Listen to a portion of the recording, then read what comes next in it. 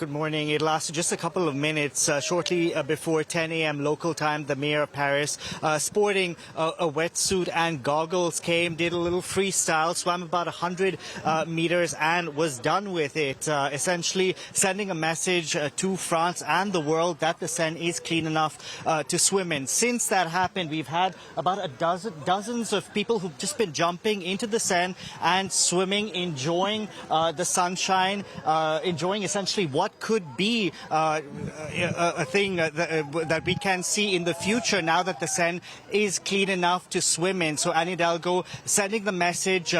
She, of course, was not going to let the sports minister, who sort of slipped into the Seine just a couple of days ago, steal her thunder. This is her moment. The Olympic Games are her moment. The plan to clean the Seine was part of Paris's pitch when it applied to host the Olympic Games back in 2017.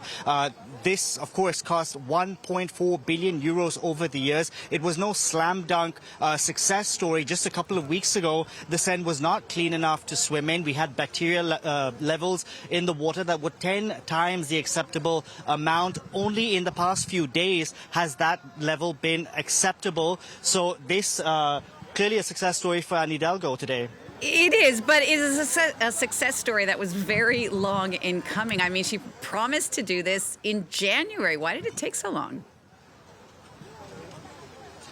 Well, it took so long because, Jeannie, as I mentioned, those bacteria levels just failed to go down. Here we've had an unseasonable summer.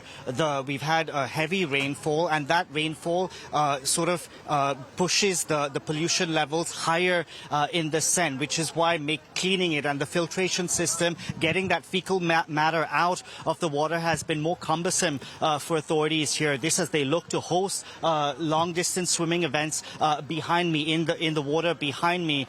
Clearly, things have gone according to plan over the past few days. Anne Hidalgo has been the latest high-profile politician to take that dip in the Seine over the weekend. As I mentioned, you had the French sports minister who swam in the Seine, obviously a much less publicized event than the one we're seeing today. Today we had journalists from all across the world, Parisians gathered on the banks of the Seine. I hope you can see right as far as the eye can see to witness what is going on here.